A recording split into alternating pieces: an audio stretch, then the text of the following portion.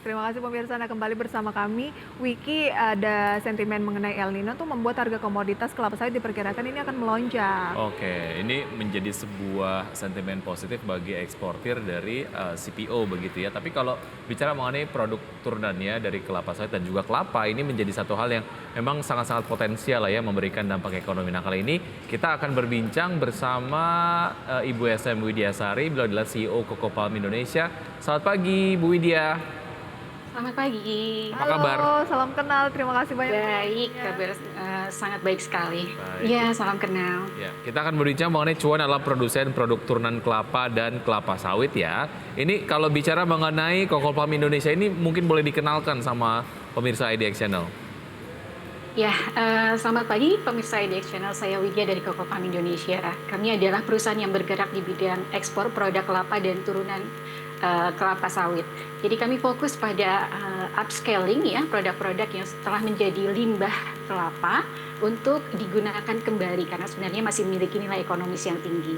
Nah, produk-produk ini cukup diminati di pasar internasional dan cukup banyak demand-nya. Misalnya seperti produk coco peat dan coco fiber. Nah, saat ini bagaimana sih potensi dari potensi ekonomi tentunya dari produk upskilling dari kelapa maupun juga kelapa sawit?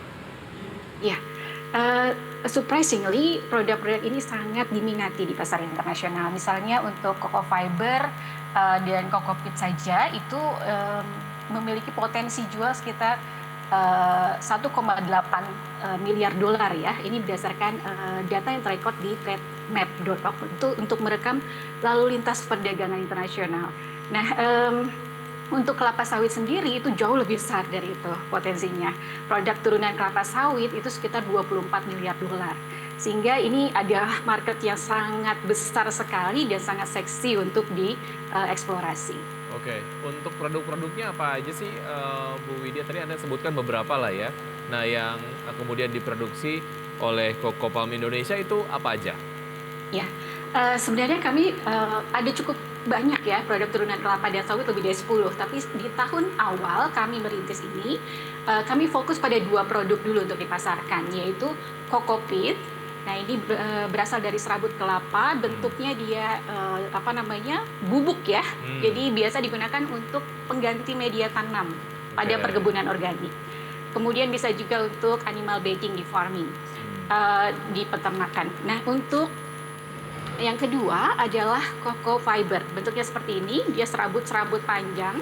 Nah, ini cukup banyak potensi marketnya, industri-industri yang menggunakan sebagai bahan baku.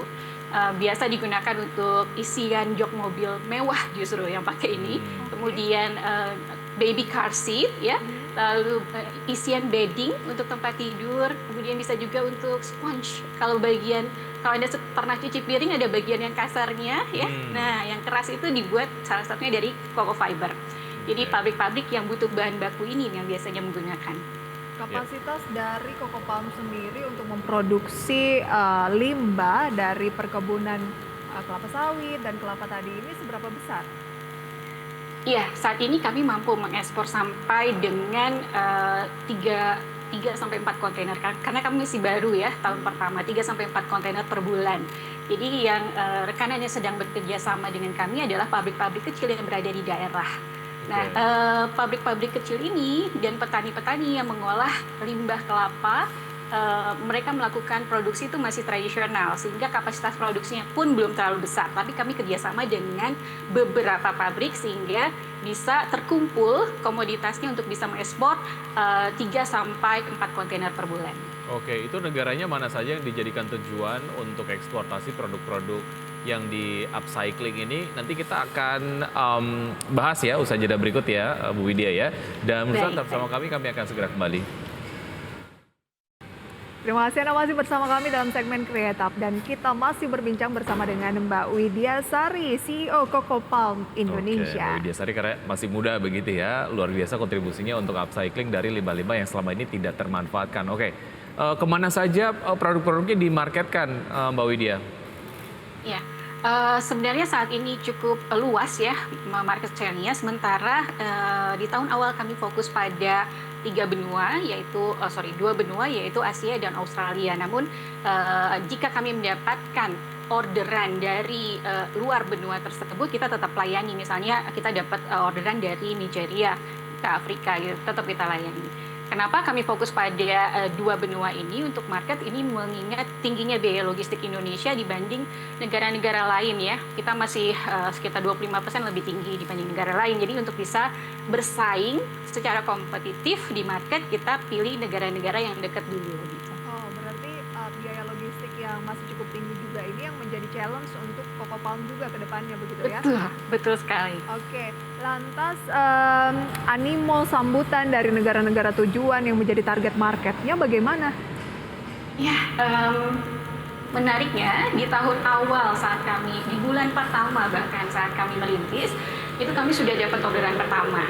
Dan ya, dan ini agak mengagetkan karena di awal kami sempat pesimis ya, ini kita belum ada pengalaman ekspor, akan dipercaya tidak oleh pasar gitu ya. Ternyata sudah dapat orderan gitu dan sudah langsung dipercaya. Jadi syukur alhamdulillah sekali kami bisa mendapatkan confident dari pasar yang baik sehingga bisa meningkatkan optimisme kami untuk melakukan ekspor. Nah, sambutan dari pasar yang sangat tinggi justru terjadi dari China. Mereka melakukan repeat order itu sampai banyak sekali. Oke, value apa sih yang Anda tawarkan melalui produk upcycling ini kepada market begitu ya, sehingga kemudian secara permintaan juga tumbuh dan Coco Palmindo sendiri ini juga dipercaya gitu untuk mengekspor lah produk-produk upcycling tadi. Iya, salah satu value proposition yang kami tawarkan adalah dengan melakukan diferensiasi yang kuat. Jadi selama ini pasar masih melakukan ekspor itu dengan menggunakan polybag plastik. Nah, polybag plastik ini kekurangannya adalah dia akan meningkatkan kelembaban selama perjalanan. Jadi kan dia perjalanan laut butuh waktu sekitar 2-4 minggu untuk bisa sampai ke negara tujuan. Nah, jika dia di dalam kantong plastik itu lembabnya akan bertambah. Nah, ini bisa meningkatkan kemungkinan produk itu untuk terkena jamur dan lain-lain. Nah, sehingga kami coba kami lakukan riset, kita ganti packagingnya menjadi dengan menggunakan kertas yang setara kualitasnya dengan sak semen. Nah, sehingga selama perjalanan kualitas terjaga dan mereka merasakan perubahan kualitas itu dari produk-produk yang kami kirimkan. Sebagian besar hasil surveinya mereka puas dengan produk yang mereka terima gitu. Dan kami memang melakukan riset di awal, riset sama untuk memastikan problem solution fit, kemudian juga untuk product market fit.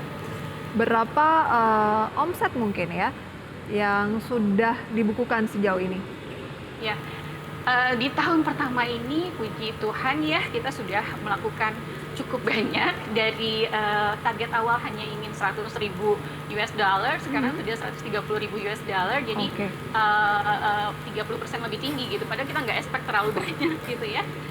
Dan memang ingin bertumbuh dengan pelan-pelan tapi sesuai track yang sudah direncanakan. Baik, ya target dari Coco Palmindo ke depan seperti apa, Mbak Widya? Kedepannya kami berharap bisa melakukan diversifikasi produk, terutama di tahun kedua ini kita mulai merambah ke produk turunan kelapa sawit untuk dipasarkan. Kemudian kami juga sepakat para founder dan co-founder untuk tidak melakukan profit taking, dan retain earning akan kami gunakan 100% untuk investasi kembali, terutama pada infrastruktur dan peralatan untuk lab ya. Jadi kedepannya kita ingin punya gudang dan ingin punya lab. Dan kami sangat berharap langkah kecil yang kami lakukan ini bisa turut meresonansi perubahan di Indonesia agar lebih banyak yang aware dengan sirkular ekonomi, juga melakukan pemerataan di daerah. Amin, semoga tercapai. Dan bukan hanya pertumbuhan yang terjadi di tahun-tahun pertama, tapi tahun-tahun berikutnya sehingga memberikan sumbangsi untuk produk turunan dari kelapa dan kelapa sawit tanah air. Baik, Mbak Widya, terima kasih sudah bergabung bersama kami. Sukses untuk Anda dan juga Coco Palmindo. Sampai jumpa. Iya, terima kasih rekan-rekan dari ID Action. Baik, dan pemirsa itu tadi dia perbincangan kami bersama Coco Palmindo ya. Dan semoga bisa menjadi referensi untuk bisnis Anda juga. Pemirsa, sebelum kami akhiri, kami tampilkan kembali data mengenai update indeks harga saham gabungan pada saat ini pukul 9:27 di mana IHSG masih tertekan di 6.655, turun 0,04%. Oke, sementara itu top losers beberapa waktu yang lalu ada MPOW, AC, top gainers maksud saya, ada MPOW, E1R, kemudian ada HRTA dan VKTR. Sementara itu saham-saham yang masuk dalam jajaran top losers diantaranya ada DLD, Awan, MDKA, dan dan BBRI.